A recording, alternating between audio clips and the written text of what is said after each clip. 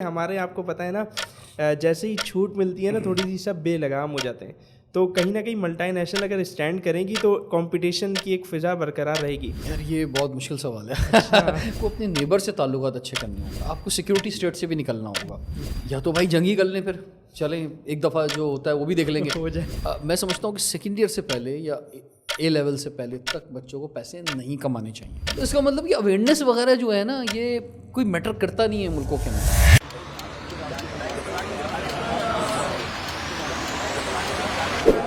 بسم اللہ الرحمن الرحیم. اللہم صلی وسلم وبارک علی. ڈائریکشن پوڈ کاسٹ حافظ احمد کے ساتھ ایک مرتبہ پھر آپ کو خوش آمدید کہتے ہیں, ایک نئے موضوع اور ایک نئے مہمان کے ساتھ. آج جو ہمارے ساتھ گیسٹ ہیں, مہمان ہیں, کسی تعارف کے محتاج نہیں, اینکر پرسن ہے, مشہور اینکر پرسن ہے. ایک عرصے سے ہم انہیں ٹیلی ویژن اسکرین پہ دیکھ رہے ہیں, بہت کچھ ان سے سیکھ رہے ہیں, اور میڈ ان پاکستان کے فاؤنڈر ہیں, یوتھ پارلیمنٹ کے فاؤنڈر ہیں, جناب رضوان جعفر صاحب. سر السلام علیکم. جی وعلیکم السلام. سر کیسے ہیں؟ خیریت؟ میں بالکل ٹھیک ٹھاک ہوں, بہت خوش ہو رہا ہوں آپ کو دیکھ کر. Excellent environment. جزاک اللہ سر, بہت شکریہ آپ یہاں تشریف لائے.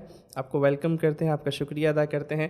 سر سب سے پہلے تو میں چاہوں گا کہ ظاہر سی بات ہے آپ کا جو بیک گراؤنڈ ہے اتنا ڈائیورس, آپ پون میں بھی ہیں, یوتھ پارلیمنٹ کو عرصے سے رن کر رہے ہیں, روٹری میں ہیں, پھر میڈ ان پاکستان موومنٹ, اور پھر اینکر پرسن کے طور پہ آپ کی اتنی جو ہے نا وہ زیادہ جو ہے وہ آپ کی خدمات ہیں. سر اس آپ کی جو پوری جرنی ہے اس کو تھوڑا ڈیفائن کریں, تھوڑا بیان کریں, کہاں سے شروع ہوئی اور اب تک کہاں پہنچی, آگے کیا پلان ہے؟ اچھا, بس آگے کا تو ہم نے کبھی زیادہ سوچا نہیں ہے. اسکول لائف سے ہی ظاہر بات ہے ڈبیٹر تھے اور اسکاؤٹنگ میں تھا میں, تو یہ دو بڑے شعبے تھے جس میں میں رہا. اور پھر اینکرنگ یا کمپیئرنگ کہہ لیں اس کو میں نے اسکول لائف سے شروع کیا. اسکاؤٹنگ میں بھی بڑی اچیومنٹس ملیں, جو کہ ہائیسٹ ایوارڈ ہے president gold medal for the best scout of Pakistan, وہ مجھے اپنی اسکول ایج میں ملا. ماشاء اللہ. And I perform Hajj with my mother on government expenses, اس کے انعام کے طور پہ. اور جب میں فرسٹ ایئر میں تھا تو میں نے جاپان میں ایک پروگرام میں پاکستان کو ریپرزینٹ کیا. تو یہ میں سمجھتا ہوں سب ایکسپوجرز ہوتے ہیں. جب میں کلاس 10 میں تھا تو آل پاکستان اسپیچ کانٹیسٹ میں میں نے فرسٹ پوزیشن لی. پھر کالج میں آیا تو بورڈ کے جو کمپٹیشن ہوتا تھا بڑا سخت ہوتا تھا, انٹر بورڈ کا, اس میں نے پوزیشن لی. تو یہ اسپیچ اور ڈبیٹ اس نے بڑا سپورٹ دیا. اور کمپیئرنگ ساتھ ساتھ میں کرتا تھا, یہ شوق تھا کمپیئرنگ کرنے کا, اور اسکاؤٹنگ سے مجھے بڑی سپورٹ ملی. اب تک میں مور دین کوئی 28 کنٹریز میں آفیشیلی پاکستان کو ریپرزینٹ کر چکا ہوں, اور دنیا دیکھنے کا, دوست بنانے کا, دنیا بھر میں مختلف دوست بنانے کا مجھے موقع ملا اس بہانے. اور اس میں یہ ہوتا ہے کہ جب آپ خاص طور پہ ایک ملک جانا, ایک ڈگری لینا ہے, آپ بہت کچھ سیکھتے ہیں, اور خاص طور پہ وہ ملک جو کہ آپ سے آگے ہیں بہت زیادہ, ترقی یافتہ ممالک جو کہلاتے ہیں, تو وہاں جا کے تو بہت کچھ سیکھنے کو ملتا ہے. شوق کمپیئرنگ کا تھا کیونکہ میں نے BBA کیا, MBA کیا, لیکن اس کے ساتھ ساتھ میں نے کوشش کی. اور اس وقت کے جو ڈبیٹرز تھے, ہم سبھی کی خواہش تھی کہ ہم کسی طرح ٹیلی ویژن پہ آ جائیں. جی. آج تو میں دیکھتا ہوں کہ لوگوں کو کوئی مطلب اس بات کا کوئی شوق نہیں رہا کہ وہ ٹیلی ویژن پہ آئے, لیکن ہم نے جب اپنا کیریئر اسٹارٹ کیا تو ایک بڑا کریز تھا ٹیلی ویژن پہ آنے کا. اور ہم سب اس زمانے میں PTV کے باہر لائن بنا کے جو بیٹھتے تھے. پھر اس کے بعد پرائیویٹ چینلز آئے تو ہم نے پھر جو ہے وہ ہمیں موقع ملا. تو میرا شو جو تھا کیفے ویژن, ہم نے 2003 میں اسٹارٹ کیا انڈس ویژن پہ, اور ایک زبردست شو تھا اس لحاظ سے کہ اس میں نوجوان لوگوں کو پہلی بار موقع ملا.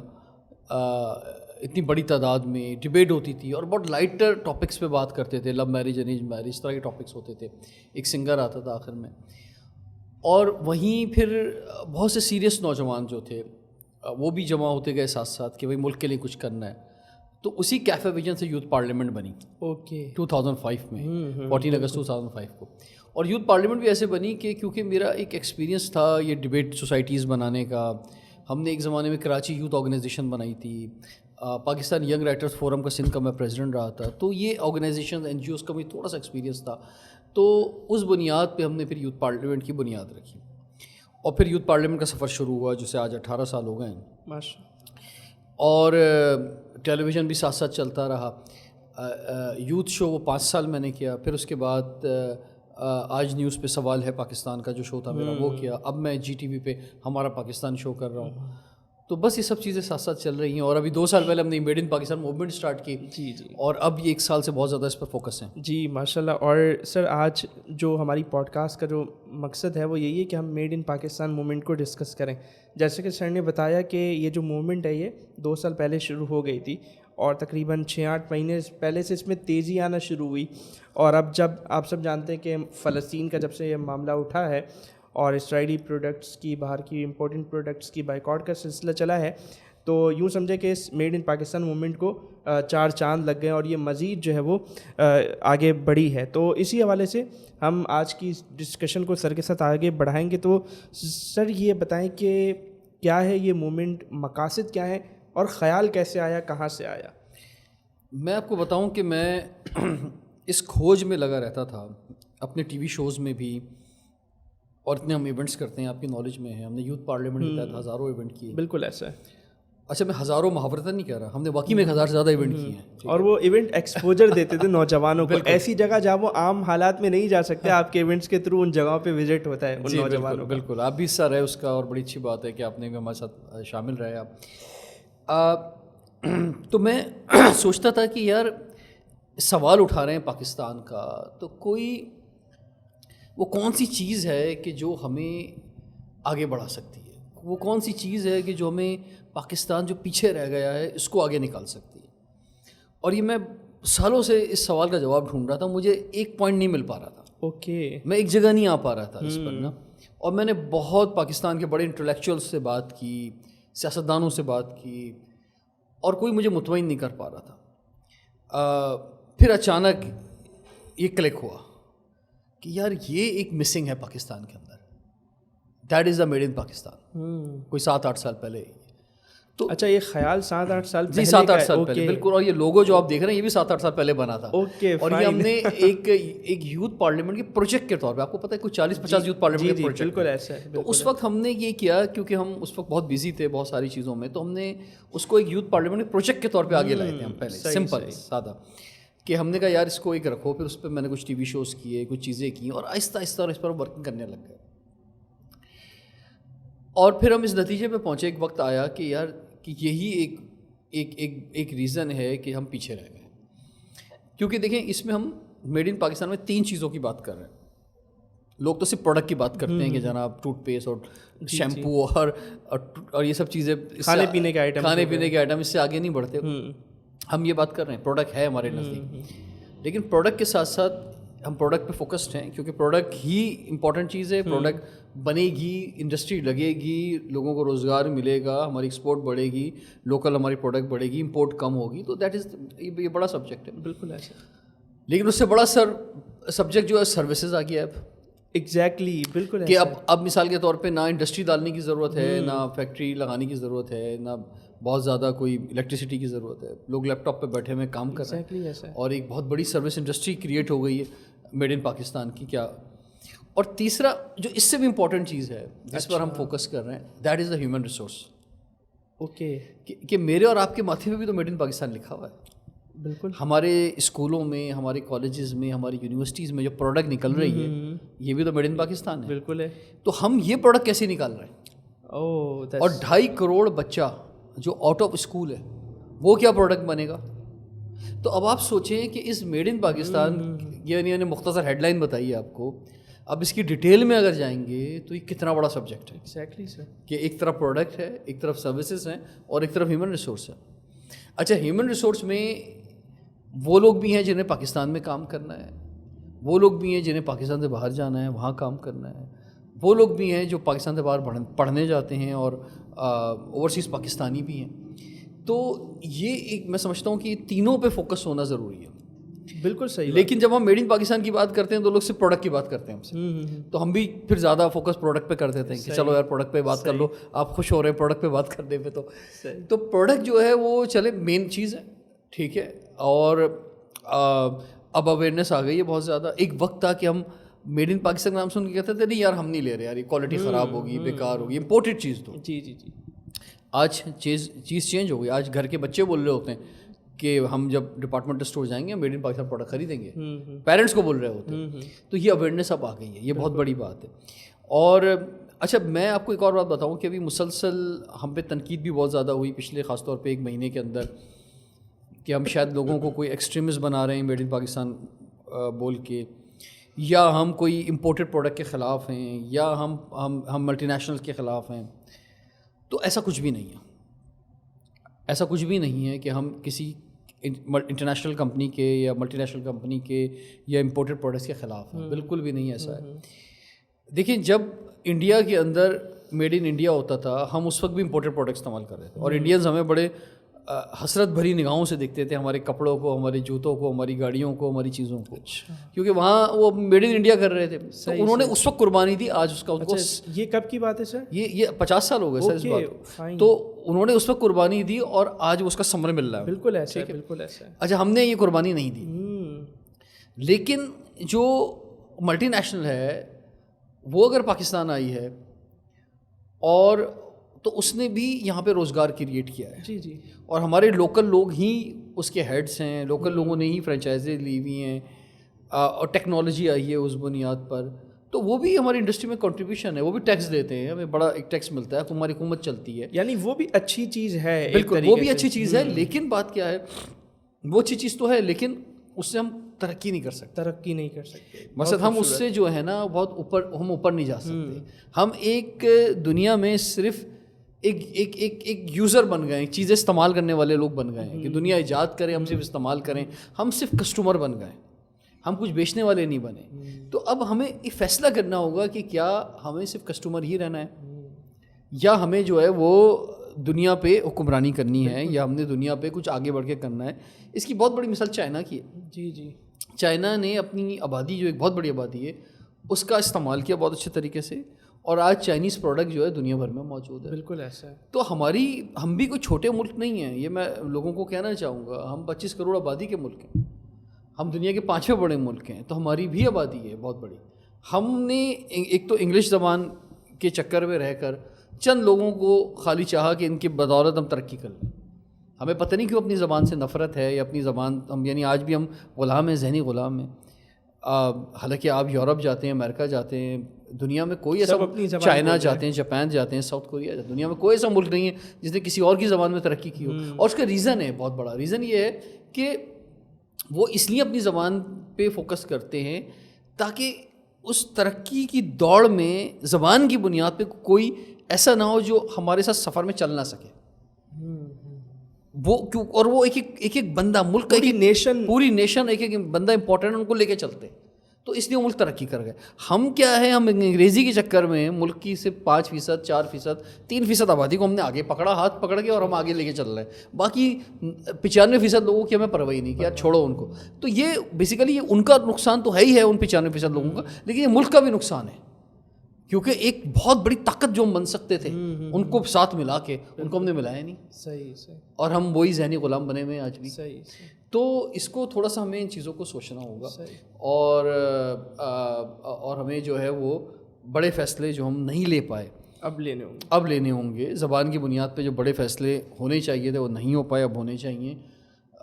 ہماری جو ٹیکس کی آمدنی ہے, یا ہماری جو لینڈ ریفارمز ہیں اس پر بڑے فیصلے ہونے چاہیے. ہماری جو میڈ ان پاکستان پر بڑے فیصلے ہونے چاہیے. ہمارے ملک میں جو کرپشن کا راج ہے, جو حکومتی ادارے کرپشن میں ملوث ہیں, جس طرح تھانے انوالو ہیں, جس طرح چیزیں زمینوں پہ قبضے ہیں, کیا ہم مثلا دنیا کہاں سے کہاں نکل گئی ہے, ابھی تک انہیں چکروں میں مسائل کو گنتے رہتے ہیں انگلیوں پہ.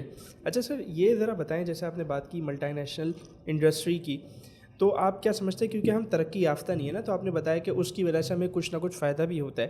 تو ملٹی نیشنل کمپنیز یا اس کی جو انڈسٹری ہے اس کا کتنا % رول ہماری انڈسٹریز میں ہونا چاہیے؟ کیونکہ ایک یہ بھی ہوتا ہے کہ ہمارے, آپ کو پتہ ہے نا, جیسے ہی چھوٹ ملتی ہے نا تھوڑی سی سب بے لگام ہو جاتے ہیں. تو کہیں نہ کہیں ملٹی نیشنل اگر اسٹینڈ کریں گی تو کمپٹیشن کی ایک فضا برقرار رہے گی. تو کتنا % آپ سمجھتے ہیں کہ ملٹی نیشنل کا یہاں رول, اتنا % رول رہنا چاہیے؟ دیکھیں اس کے ڈفرینٹ فارمولے ہیں. بات یہ ہے کہ دنیا ایک گلوبل ولیج ہے, آپ اکیلے سروائیو جو ہے آج کے دور میں نہیں کر سکتے, ٹھیک ہے نا. تو آپ کو کمبینیشن سے کام کرنا ہے. مثال کے طور پہ کہیں را مٹیریل آپ کا ہے, فیکٹری آپ کی ہے, انویسٹمنٹ ملٹی نیشنل کی ہے, صحیح. کہیں را مٹیریل باہر سے آ رہا ہے, فیکٹری آپ کی ہے, کارخانے آپ کے ہیں, کمپنی بھی باہر کی ہے. کہیں را مٹیریل بھی باہر سے آ رہا ہے, کمپنی بھی باہر کی ہے, لیکن فیکٹری پاکستان کے اندر ہے, یہاں کے لوگوں کو روزگار مل رہا ہے, مل رہی ہے. اسی طرح سے جو ہے جو پاکستان میں بہت سارے را مٹیریل یہاں پہ نہیں ہیں.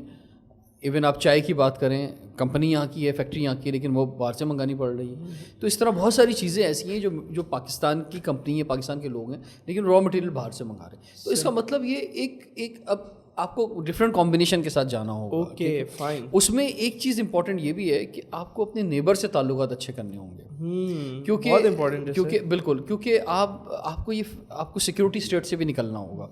جب تک آپ سیکورٹی اسٹیٹ سے نہیں نکلیں گے اور ہم یہ انہیں چکروں میں رہیں گے تو پھر بھی ہم آگے نہیں بڑھ سکتے. تو ہمیں اپنے جو یا تو قربانی دے کر یا بڑے فیصلے کر کے یا کچھ لو اور کچھ دو کی بنیاد پر ہمیں جو اپنے ایشوز ہیں ان کو سالو کرنا ہوگا. ہمارے بارڈر سیف ہونے چاہیے.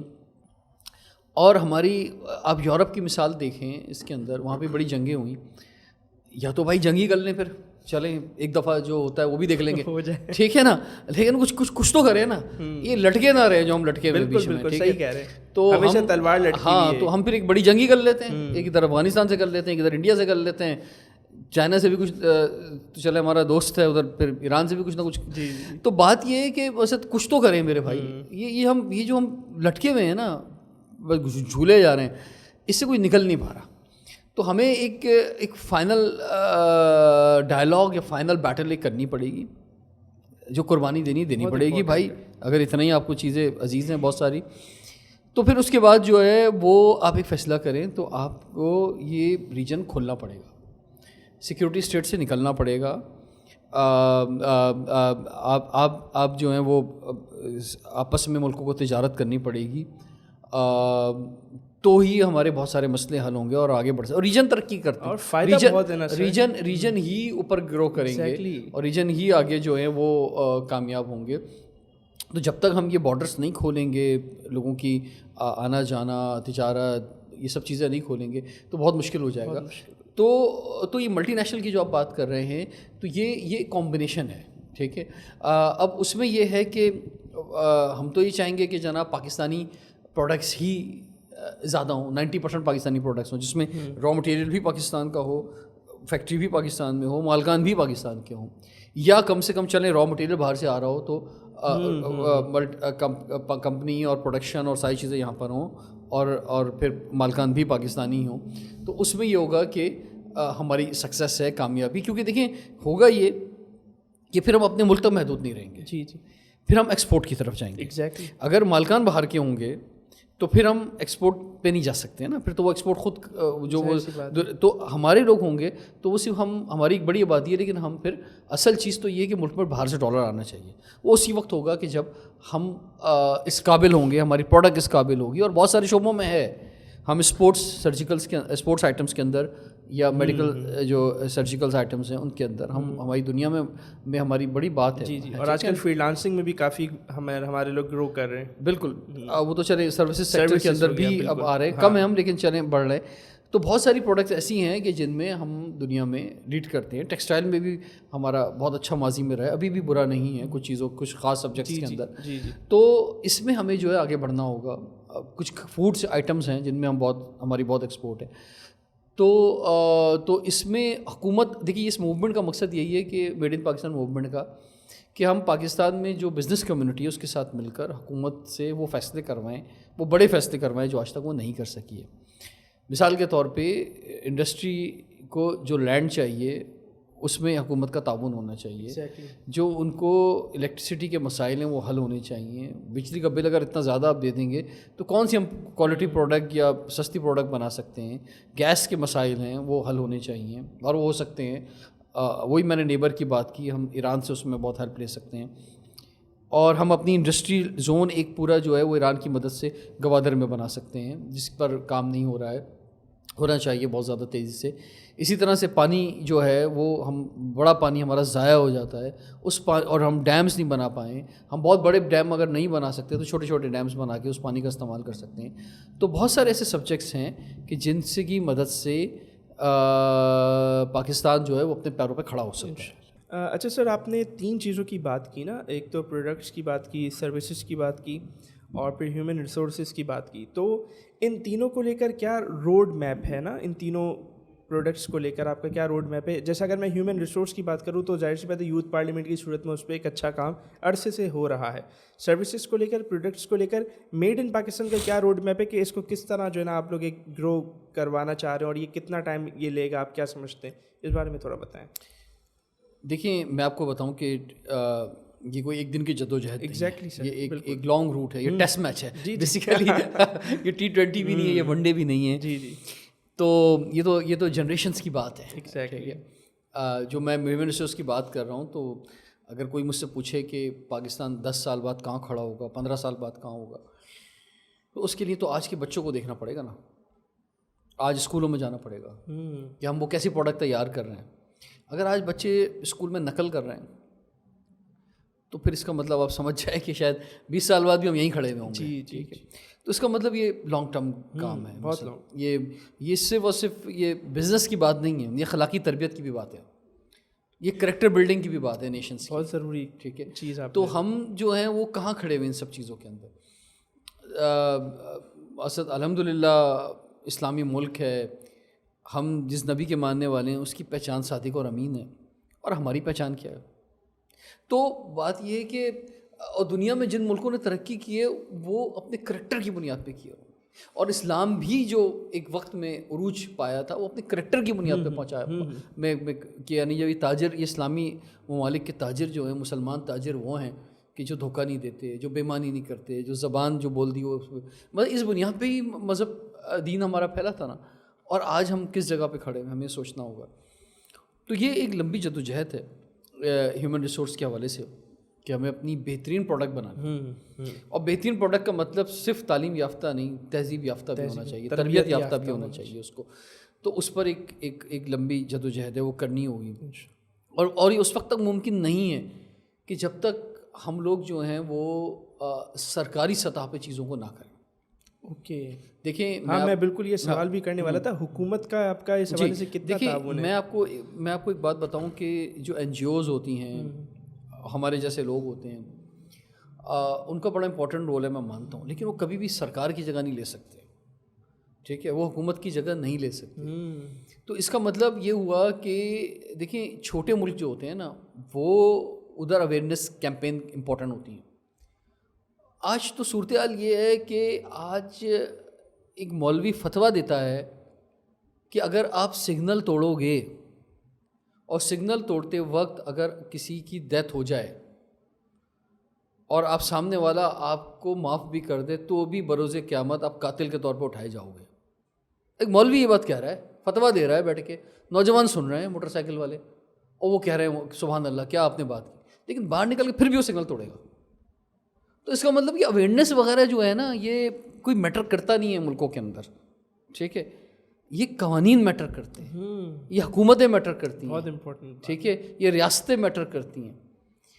آج ریاست ہمیں تحفظ نہیں دے رہی ہے، تعلیم نہیں دے رہی ہے، صحت نہیں دے رہی ہے، صاف پانی نہیں دے رہی ہے. تو ریاست کہاں سے ڈنڈا مارے گی؟ ریاست اس قابل ہی نہیں کہ مجھے اور آپ کو ڈنڈا مار سکے، کیونکہ کچھ وہ دے نہیں رہی، اس پوزیشن میں نہیں ہے. تو ہمیں سب سے پہلے عوامی سطح پہ جو چند لوگ ہوتے ہیں وہ بڑا امپورٹنٹ رول ادا کرتے ہیں. وہ چند لوگ خود شاید پوری قوم کو ٹھیک نہیں کر سکتے، لیکن چند لوگ نکل کے حکومتوں کو ٹھیک کر سکتے ہیں. تو وہ ایک پریشر گروپ ایک بڑا جو سیاسی جماعتوں سے اور حکومتوں سے وہ کام لے جو انہیں کرنا چاہیے. اور آج چیزیں آسان ہو گئی ہیں سوشل میڈیا کی وجہ سے. وہ کام جو کہ شاید پہلے 10 سال لگتے تھے، آج ہم 1 سال 2 سال میں کر سکتے ہیں. تو میں سمجھتا ہوں کہ یہ ایک بڑی موومنٹ ہے میڈ ان پاکستان. اس کا تعلق صرف جیسے میں نے کہا ایک ٹوتھ پیسٹ اور ٹوتھ برش اور پروڈکٹ سے نہیں ہے، یہ قوم کو بنانے والی موومنٹ ہے. ٹھیک ہے، اور اپنے پیروں پہ کھڑا کرنے کی موومنٹ ہے. جی زبردست. اچھا سر، یہ جیسا آپ نے ابھی اشارہ کیا حکومتی معاملات کی طرف، اور پچھلی سوال کی بھی جواب میں پچھلے سوال کے جواب میں بھی آپ نے بتایا تھا کہ گیس کا مسئلہ، بجلی کا مسئلہ، اتنے بڑے بڑے بل اور انڈسٹریز کے ایشوز، تو ہمارے یہاں مطلب بزنس فرینڈلی انوائرمنٹ نہیں ہے ہمارے یہاں. تو میڈ ان پاکستان موومنٹ اس حوالے سے کیا اپنا رول پلے کری ہے، کیا پالیسی انہوں نے بتائی ہے کہ اس کو بزنس فرینڈلی ماحول بنایا جائے؟ دیکھیں، سب سے پہلی بات تو میں انویسٹر سے اور جو مینوفیکچررز ہیں ان سے یہ کہنا چاہوں گا کہ پاکستان چھوٹا ملک نہیں ہے، ایک بڑا ملک ہے، ایک بہت بڑی آبادی ہے. تو یہاں پہ بھی سب بکتا ہے، سارے مسائل کے باوجود ہر پروڈکٹ بکتی ہے، ٹھیک ہے، اور ہر ایک اپنا بزنس شیئر لے کے چلا جاتا ہے. ایسا ہی ہے. ہاں، ایز اے نیشن ہم گرو نہیں کر پا رہے، ہم چیزوں کو بڑا نہیں کر پا رہے، ٹھیک ہے. تو ہمارا مقصد جو ہے چیزوں کو بڑا کرنا ہے، ٹھیک ہے. ہمارے ہر شعبے کے اندر ہم چیزوں کو بڑا نہیں کر پاتے. آپ دیکھیں انڈیا میں، آپ دیکھیں ایک چھوٹا سا کوئی شو شروع ہوتا ہے، کپل شرما شو شروع ہوتا ہے، کہاں سے کہاں پہنچ جاتا ہے، ٹھیک ہے نا. امریکہ میں ہو رہا ہے، ٹاپ سیلیبریٹی آ رہے ہیں، ٹاپ اسٹارز آ رہے ہیں، اس کا سائز دیکھیں، اس کا اماؤنٹ دیکھیں، کہاں پہنچ جاتا ہے. ہماری چیزیں کہیں پر بھی، چاہے میڈیا میں ہو چاہے کہیں پر، وہ بڑی نہیں ہو پاتی، وہ بیچاری چھوٹی رہ کے وہ ایک دن آتی ہیں، دفن ہو جاتی ہیں، ختم ہو جاتی ہیں، مر جاتی ہیں. اس کی وجہ یہ ہے کہ ہم لوگ جو ہے نا بہت سیلفش لوگ ہیں. ہم لوگ جو ہیں چیزوں کو اٹھاتے نہیں ہیں، اوپر نہیں لے کے جاتے ہیں. ہم کسی بھی چیز کا سائز نہیں بڑا ہونے دیتے. ہمارے چینلز میں بھی صورتحال یہ ہے کہ چیزوں کو بڑا نہیں کرتے کہ یار ہم نے اس اینکر کو تھوڑا سا اگر اہمیت دے دی تو یہ کل پیسے زیادہ مانگ لے گا، ٹھیک ہے، اس کے شو کو چھوٹے رہنے دو. خود چینل والے خود یہ سوچ رہے ہوتے ہیں اپنے اینکرس کے بارے میں. تو مطلب ہم لوگ جو ہے نا بڑا ہی بہت ہی چھوٹی سوچ رکھ کے، اور بہت ہی اسے کہتے ہیں کہ مقصد آگے نہیں بڑھ پا رہے ہوتے ہیں. ہم نہ دوسروں کو بڑا کر رہے ہوتے ہیں، اس چکر میں ہم خود بھی بڑے نہیں ہو رہے ہوتے. تو چیزوں کو بڑا کرنا ہوگا، ٹھیک ہے. اور جب تک ہم چیزوں کو بڑا نہیں کریں گے، اور جیسے میں نے کہا کہ اب تو دنیا گلوبل ولیج ہے. آپ کی صرف اپنی باؤنڈری نہیں ہے ملک کی، آپ چیزوں کو بڑا کریں گے تو آپ تو گلوبلی طور پہ کریں، انٹرنیشنلی طور پہ جو ہے وہ بڑا کریں. تو وہ جو ہے ہمیں اس پر فوکس کرنا ہوگا. اور گورنمنٹ کا رول بہت امپورٹنٹ ہے اس کے اندر، سارا ہی رول ہی گورنمنٹ کا ہے اس کے اندر. تو ہماری جو ایک موومنٹ ہے میڈ ان پاکستان، اس میں گورنمنٹ کا کولیبریشن ہے. ہم نے جب انوگریٹ کیا اس کو آفیشیلی، جو انوگریٹ کیا اس میں president of Pakistan doctor Arif Alvi صاحب تشریف لائے. ہم نے 35 CEOs کو made in Pakistan recognition awards دیے پریزیڈنٹ کے ہاتھوں. پھر ہم نے different made in Pakistan executive club ایک لانچ کیا، جس میں جو CEOs ہیں اس کے ممبرز ہیں، اور بھی جو CEOs ہیں میں ان کو دعوت دیتا ہوں اس کے ممبر بنے. ہم نے ایک made in Pakistan professional forum create کیا جس میں ینگ پروفیشنلس خاص طور پہ اس کے ممبرز ہیں. تو ہم تو اپنے دور میں مومنٹم کریٹ کر رہے ہیں، سارے چیمبرز میں ہم پروگرامز کر رہے ہیں، ایکٹیویٹی کر رہے ہیں، فیڈریشنز کے ساتھ کام کر رہے ہیں. تو مجھے امید ہے کہ انشاءاللہ یہ مومنٹم کریٹ ہوگا. اور اب بہت ہو چکا میرے خیال سے، اب یہ کرپشن کا دور، بے ایمانی کا دور، چند لوگوں کو امیر کر دینے کا شوق، چند لوگوں کے ہاتھ میں اقتدار، صرف انہی کے ہاتھ میں رہنے کا دور، اس کو ختم ہو جانا چاہیے. صحیح، بالکل بالکل. یعنی آپ لوگوں کی جو جد و جہد ہے وہ اس طرح ہے کہ آپ لوگ ایک مومنٹم کریٹ کر رہے ہیں، لوگوں کو ساتھ ملا رہے ہیں. اور یقینی سی بات ہے جب یہ صورتحال بڑھے گی، لوگ پاور میں آئیں گے، اور یہ موومنٹ جب بڑھے گی تو یقیناً حکومت سے مطالبات بھی اپنے کافی سارے منوائے جا سکیں گے، اور یوں بزنس فرینڈلی انوائرمنٹ ایک کریٹ کیا جا سکے. بالکل، ہم حکومت کے ساتھ اس وقت نہیں، ہم آج سے پہلے دن سے حکومت کے ساتھ ہیں. کیونکہ دیکھیں حکومت سے آپ دو ہی طریقے ہو سکتے ہیں، یا تو آپ ڈائلاگ کر لیں یا احتجاج کر لیں. جی. اچھا، اور کسی تیسرا راستہ نہیں ہے. ایسا نہیں ہے کہ آپ کوئی اور راستہ جو ہے آپ اپنی دنیا آپ بنا رہے ہوں اور حکومت کو پتہ ہی نہ ہو، ایسا نہیں ہو سکتا. تو ہم پہلے دن سے حکومت کے ساتھ ٹیبل پر ہیں، چاہے وہ صدر مملکت ہوں، پرائم منسٹر ہوں، فیڈرل گورنمنٹ ہوں، چاہے وہ چیف منسٹرز ہوں یا گورنر ہوں یا لوکل گورنمنٹ ہو، ہم ان سب کے ساتھ ہیں. تو ہمارے ہر ایونٹس میں لوگ ہوتے ہیں، آپ نے دیکھا ہے ہر جگہ بات ہو رہی ہوتی ہے، ڈائلاگ ہو رہا ہوتا ہے، اور اس کے کہیں نہ کہیں ریزلٹس آ رہے ہوتے ہیں. جی سر، وہ ریزلٹس بالکل. بات یہ ہے کہ ایسا نہیں ہو سکتا کہ آپ ایک دن میں اپنے ریزلٹس حاصل کر لیں. آپ دیکھیں، آپ کی ڈائریکشن ہونی چاہیے. اصل بات یہ ہے، آپ کی اگر ڈائریکشن صحیح ہے تو آج شاید 10% میں بہت سے لوگ ذرا جذباتی ہوتے ہیں کہ یار آج ہی ہمیں 100% رزلٹ چاہیے. ایسا نہیں ہو سکتا. پاکستان جس سیاسی انتشار سے پچھلے 3 سال سے خاص طور پہ گزرا ہے, 2-3 سال سے, اور جس طرح جگہ پہ ہم کھڑے ہوئے ہیں, چند پیسوں کے لیے ہم دنیا کے آگے بھیک مانگ رہے ہوتے ہیں, جو ہماری پوزیشن ہے, تو اس میں جو ہے آپ سلو ہی چل سکتے ہیں. اور میں آپ کو فرینکلی بتاؤں کہ ہماری 3 بڑے محاذ ہیں. ایک تو یہ ہے کہ ہم ڈائلاگ کریں, ٹیبل پہ بیٹھیں, اپنے ایونٹس میں گورنمنٹ کے لوگوں کو بٹھائیں, ہم جو ہے وہ اپنا جو بھی نظریہ پیش کریں, بزنس کمیونٹی کو آگے لے کر آئیں, وہ اپنی جو چیزیں پیش کریں, اور گورنمنٹ ہمارے ساتھ ہو. کیئر ٹیکر گورنمنٹ نے بھی ہمارے ساتھ ابھی کافی پروگرامس میں آئے, چیزیں ہوئیں اس سے پہلے بھی.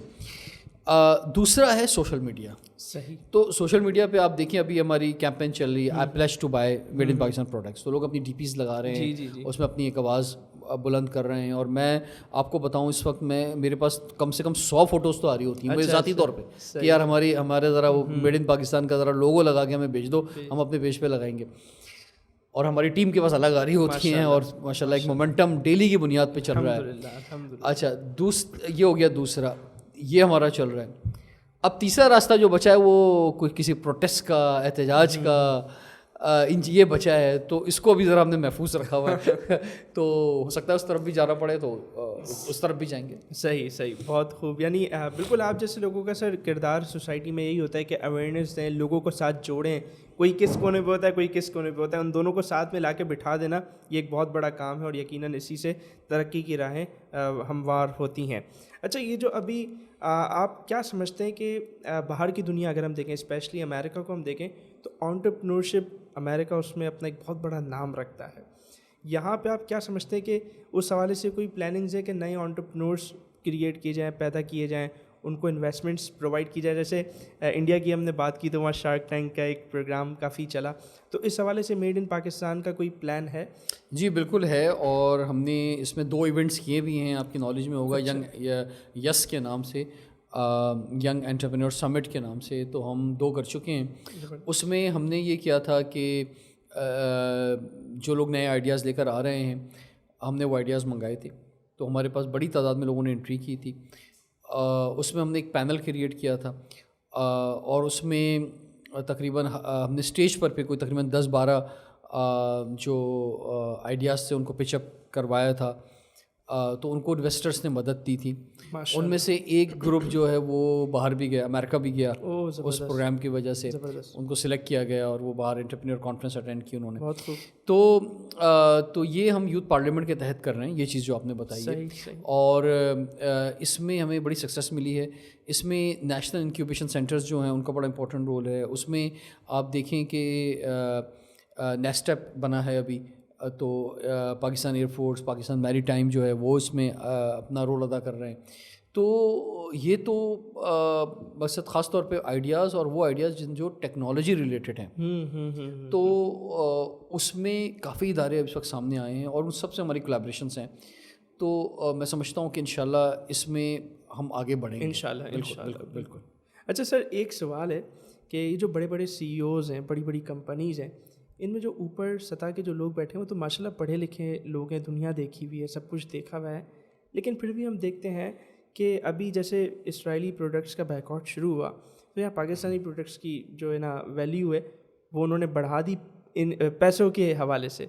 تو مطلب وہ دیکھ رہے ہیں کہ لوگ چاہ رہے ہیں آپ کی طرف آنا, لوگ آپ کو پسند کر رہے ہیں, آپ کی طرف آ رہے ہیں, اور اس میں بھی اب آپ یہ کر رہے ہیں کہ آپ فوراً اپنی پرائز آپ نے جو ہے وہ, حالانکہ آپ سمجھدار ہیں, پڑھے لکھے ہیں, دنیا آپ دیکھ رہے ہیں, اور آپ سمجھ رہے ہیں کہ کتنی جو ہے وہ طاقتور تحریک اس وقت اٹھی ہے, پھر بھی آپ یہ حرکتیں کر رہے ہیں. سر اس کی کیا وجہ ہے؟ تو پڑھے لکھے لوگ ہیں, کیوں کر رہے ہیں ایسا یہ لوگ؟ خیر یہ اس کا تعلق پڑھے لکھے ہونے سے نہیں ہے. اب پڑھے لکھے لوگ تو زیادہ اچھے طریقے سے چیزیں یہ کام کرتے ہیں.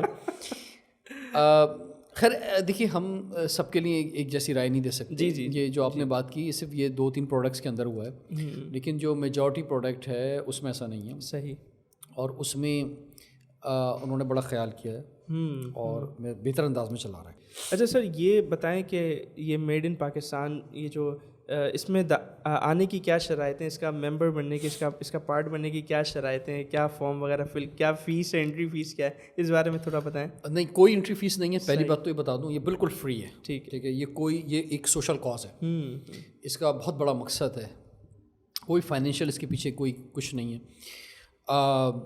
اس میں یہ ہے کہ اس میں جو سی اوز ہیں, جو مختلف پروڈکٹس کے آنرز ہیں, سروسز کے آنرز ہیں, وہ ہمارے ایگزیکٹو کلب کے ممبر بنے ہیں, ہمیں رابطہ کر سکتے ہیں, ہم ممبر بن سکتے ہیں. اس کے علاوہ جو پروفیشنلز ہیں, ینگ پروفیشنلز ہیں جو کہ مختلف جگہوں پہ کام کر رہے ہیں, ینگ انٹرپرینیورس ہیں, وہ ہم نے ایک پروفیشنل فورم کریٹ کیا ہے. بیسیکلی یوتھ پارلیمنٹ کا پروفیشنل فورم تھا, اس میں آلریڈی ہمارے پاس کوئی مور دین 100 ممبرس تھے. ہم نے اسی کو کنورٹ کیا made in Pakistan professional forum کے اندر. صحیح. تو MIP پروفیشنل فورم, تو اس میں آپ آ سکتے ہیں, ہمیں جوائن کر سکتے ہیں. دیکھیے, یہ ایک میں سمجھتا ہوں کہ جو لوگ پورے پاکستان میں مجھے دیکھ رہے ہیں, ایون اوورسیز پاکستانی, آج کل کسی کے لیے کسی کو رابطہ کرنا مشکل نہیں ہے. جی جی. تو آپ ہم سے رابطہ کریں, پیاسا کنویں کے پاس جائے یا کنواں پیاسے کے پاس آئے, بات ایک ہی ہے. تو کچھ جگہوں پہ ہم پہنچ رہے ہیں, کچھ جگہوں پہ آپ ہمارے پاس آئیں, اور آپ رابطہ کریں, اس کا حصہ بنیں, ایک مومنٹم کریٹ کریں. ہمیں آپ سے صرف اور صرف جو چاہیے وہ چیز یہ کہ اچھے آئیڈیاز چاہیے, ہمیں آپ سے آپ کا جذبہ چاہیے, آپ کا ساتھ چاہیے, سوشل میڈیا پہ خاص طور پہ آپ کا ساتھ چاہیے. تو یہ میں سمجھتا ہوں کہ یہ پاکستان کی بات ہے. میڈ ان پاکستان جو ہے وہ ہم سب ہیں, ہمارے ماتھوں پہ میڈ ان پاکستان لکھا ہوا ہے. تو ہم سب جو ہیں وہ اپنے ملک کے لیے کچھ کریں. دیکھیں, اس کے علاوہ کوئی راستہ نہیں ہے. ہم اب میں پوری دنیا گھوما ہوں, میں ابھی لیٹسٹ امریکہ یورپ سے ہو کر آیا ہوں. تو اور کئی ملکوں میں گیا ہوں, بہت سے ملک ایسے ہیں جہاں میں کئی بار گیا ہوں. تو ہم کہیں بھی چلے جائیں گے, پہچان پاکستان ہی رہے گی ہماری. ایگزیکٹلی. اور جو ترقی, جو کامیابی ہم اپنے ملک میں حاصل کر سکتے ہیں وہ کہیں اور نہیں کر سکتے.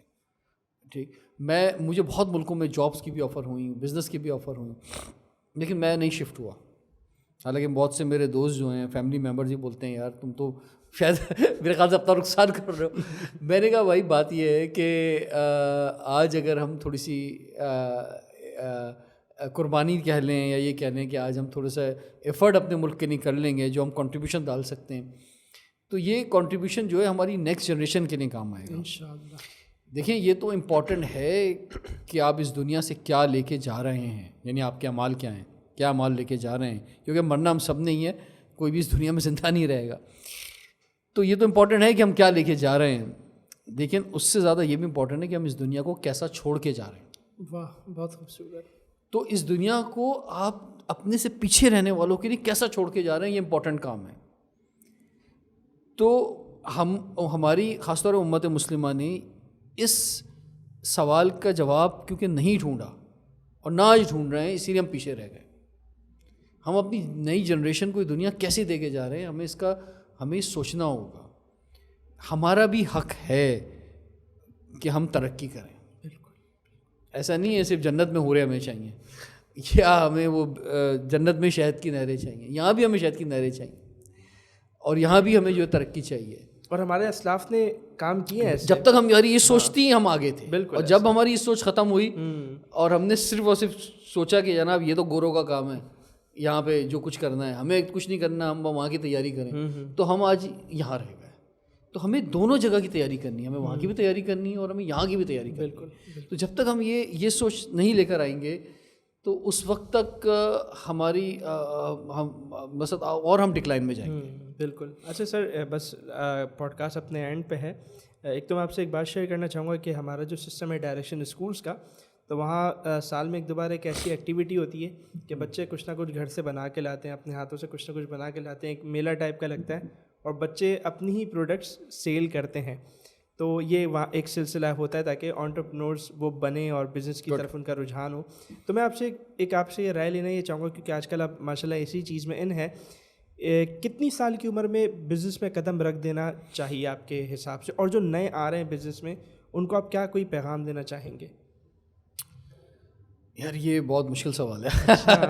یعنی آپ نے جو سوالات پوچھے اس سے وہ آسان تھے, لیکن یہ آپ نے آخر میں بہت مشکل سوال پوچھ لیا ہے. میں آپ کو فرینکلی بتاؤں کہ بیسیکلی پرابلم یہ ہے کہ ہم اپنے بچوں کے بارے میں فیصلہ نہیں کر پاتے کہ انہوں نے کیا کرنا ہے، زندگی میں کیا بننا ہے. اب مسئلہ یہ ہے کہ اگر بچے جلدی پیسے کمانا شروع کر دیں گے تو کہیں وہ ان کے دماغ خراب نہ ہو جائیں، کہیں وہ ایجوکیشن سے ہٹ نہ جائیں. ٹھیک ہے، تو یہ اب مثال کے طور پہ اسپورٹس کی بات لے لیں. اب اسپورٹس میں ہمارے کرکٹرز ہیں، وہ آپ دیکھیں زیادہ نہیں پڑھ پاتے، لیکن یا تو یہ فیصلہ کر لیں پھر، یعنی یہ کشتیاں جلانے کی بات ہوتی ہے کہ یار آپ نے پھر اسپورٹس مین بننا ہے، تو کیونکہ آپ دیکھیں دن سب کے لیے 24 گھنٹے کا ہے، تو آپ کہیں سے 36 گھنٹے کا دن کر نہیں سکتے. اور اسی طرح سے ایک انسان میں توانائی، قوت ہے، صلاحیت ہے، سوچ ہے، وہ ایک ہی جگہ خون پسینہ اپنا لگا سکتا ہے. تو ایسا نہیں ہے کہ آپ ادھر اپنے آپ کو، اور زندگی میں کامیاب وہی لوگ ہوتے ہیں جو اپنا خون پسینہ ایک ہی جگہ لگاتے ہیں. تو ایسا نہیں ہو سکتا کہ آپ یہ بھی کر لیں، یہ بھی کر لیں، یہ بھی کر لیں. That's not possible. تو یہ جب مجھ سے خاص طور پہ اسکول لیول پہ یہ سوالات پوچھے جاتے ہیں تو میں خود یقین جانے پریشان ہو جاتا ہوں، کیونکہ ریزن یہ ہے کہ اس کے لیے پراپر اداروں کی ضرورت ہے. ملک کے اندر کیریئر کاؤنسلنگ کی ضرورت ہے، اور پرسنلائز کیریئر کاؤنسلنگ کی ضرورت ہے کہ کون بچہ کہاں جو ہے وہ جا سکتا ہے، کس فیلڈ میں جا سکتا ہے. ایسا تو نہیں ہے کہ ہم اس کو ڈائیورٹ کر کے اور اس کو ہم کہیں کوئی جلدی کچھ ارننگ کر کے اس کو ابھی تو شاید اچھا لگے گا لیکن اس کی زندگی خراب کر رہے ہیں.